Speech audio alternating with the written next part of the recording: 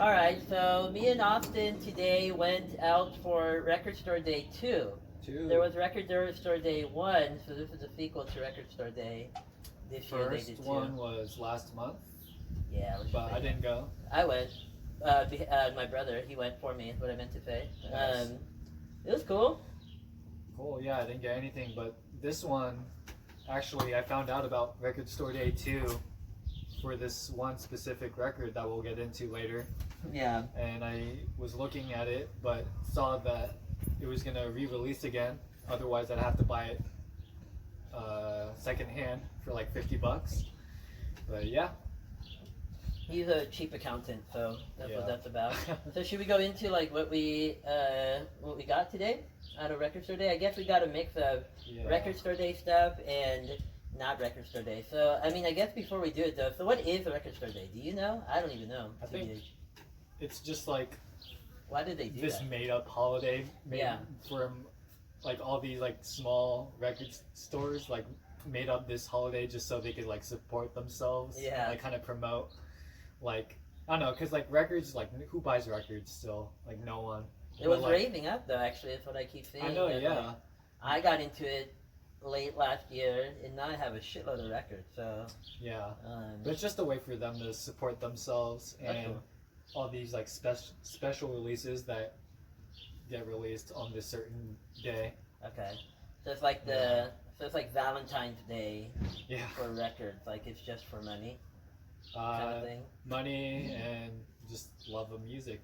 So it's like it's like just capitalism, like I guess so. continuing to rear its fucking beautiful head everywhere that it possibly can. But just time for like something that wouldn't get that much support anyway, kind of thing. Wait, so is what you guys are saying is Record Store Day is essentially where like bands get to like release, or production companies, whoever's has the rights to the music, they're like, hey, we're going to release a special edition vinyl. It comes out on Record Store Day. There's limited numbers. So you get to buy them. And it's trying to like create this sense of like FOMO, like, oh, don't miss out on this limited release. Yeah. And it might end up being worth a lot of money. Could be the case. Could be the case. One day.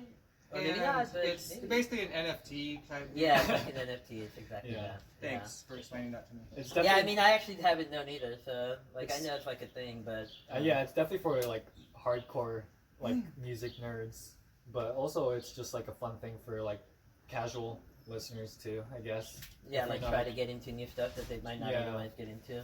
Yeah, that makes sense. It's always just fun to go to a record store. Now for this one then, so for Record Store Day 1, I bought The Sword, their debut album, I forgot what it's called, Age of something, like Age of Winters, that's what it's called. What kind of band? It's a metal band, like groove metal. Okay, yeah, cool. It's like really good, like Black Sabbath inspired shit. So that was for that one. For this one, at first I actually thought that there wasn't that much cool stuff, but then actually I think we ended up with some good shit. So should we get into it? We'll just go or do you want to talk about what so like going in, I only wanted this one record, which is the first one I'll be talking about, but I ended up getting multiple, more than I wanted, so we'll find out. What did you want initially? Well, initially I'll point it out when we get to it, but I'm gonna get through. Okay. But I came in going, I wanted 3. I ended up with the one I want, and one that I didn't know I wanted, which actually ended up being the best one that I got. So yeah, and you thought this Record Store Day wasn't even that good, right? Yeah, no. It looked like not that great, but why don't we go into it? Yeah, let's get into it. So it. the first one. So this first one is the main reason why, or it's how I found out about Record Store Day. It's the Beastie Boys. It's their hardcore punk EP from 1995, Aglio e Olio. I actually just found this, or just first heard this record this year, and it's like an 11-minute punk record. So I've just been listening to this nonstop. It always pumps me up right before I go skateboarding. And yeah, I don't know, it's very different from their rap stuff, but definitely been obsessed with this year.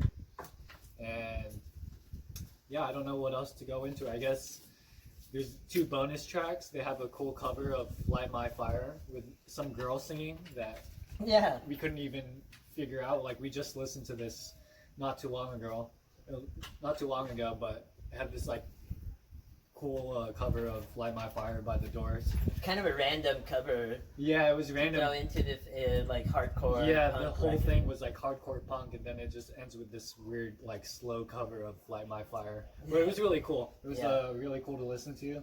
Yeah. Record Store Day 2021.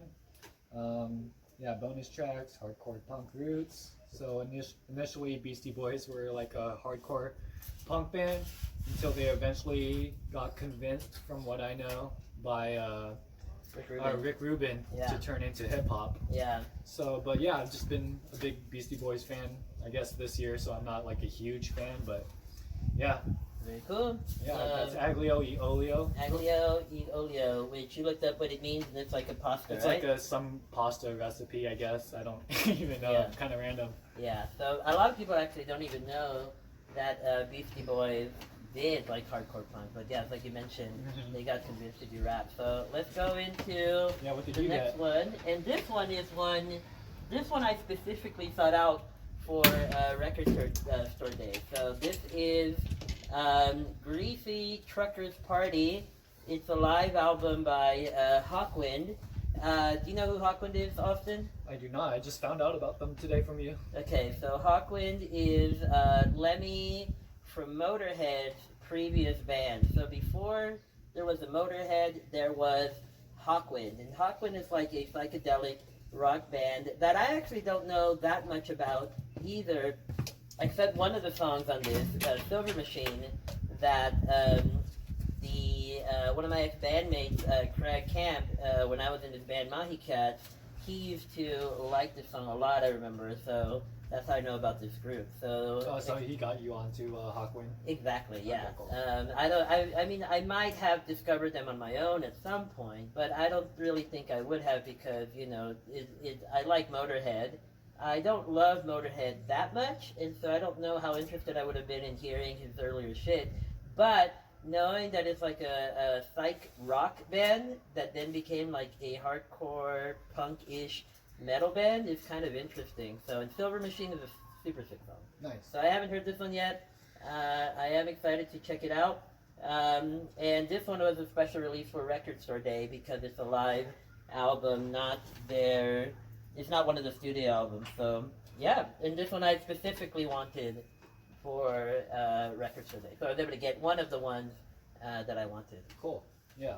Awesome. So coming up next, I guess for the remainder of what I picked up today was stuff I wasn't initially planning on buying for today. I just thought I was going to buy the Beastie Boys and be done, but you know, vinyl is just such an addiction Yeah, where I know. you walk out with more than you need to.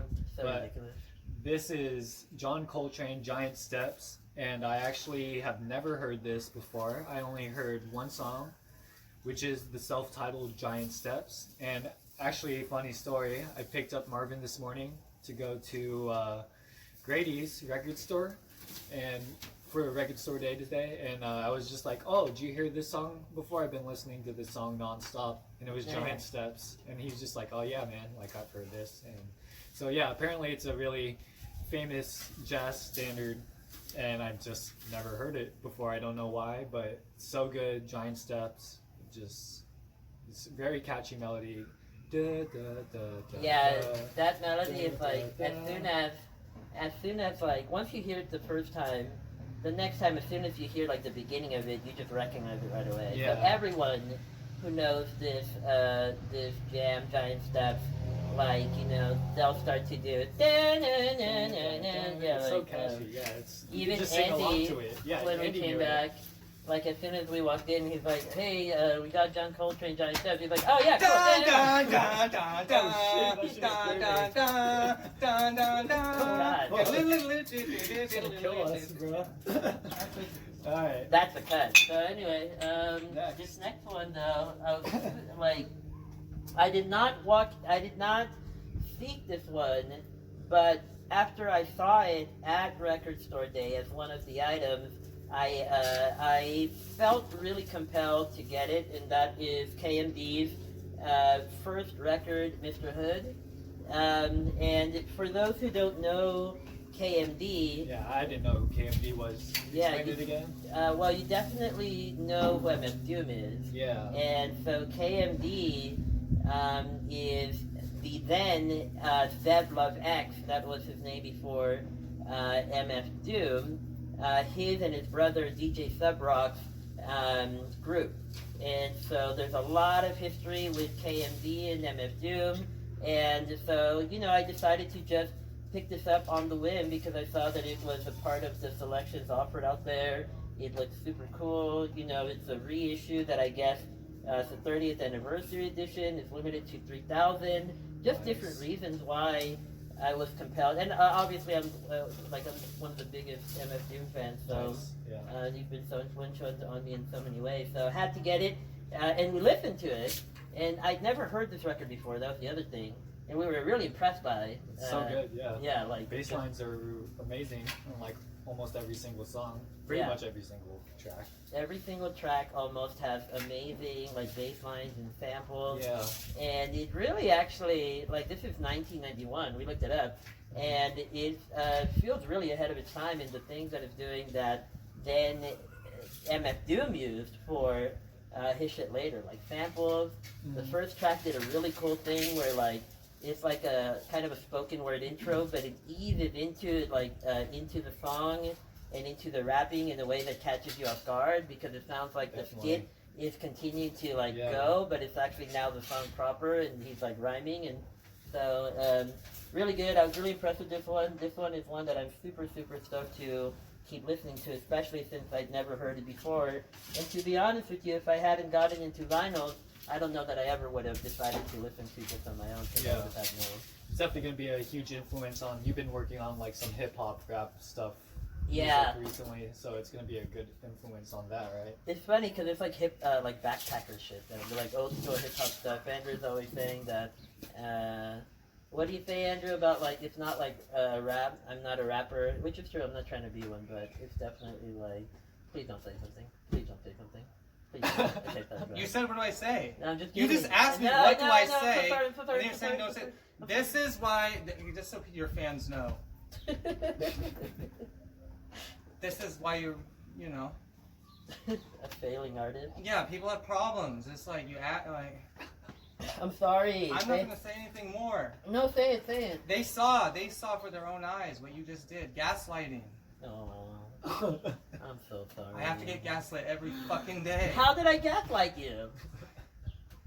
What do you say, Andy? Don't say anything. Don't say anything. Because it was gonna hurt me.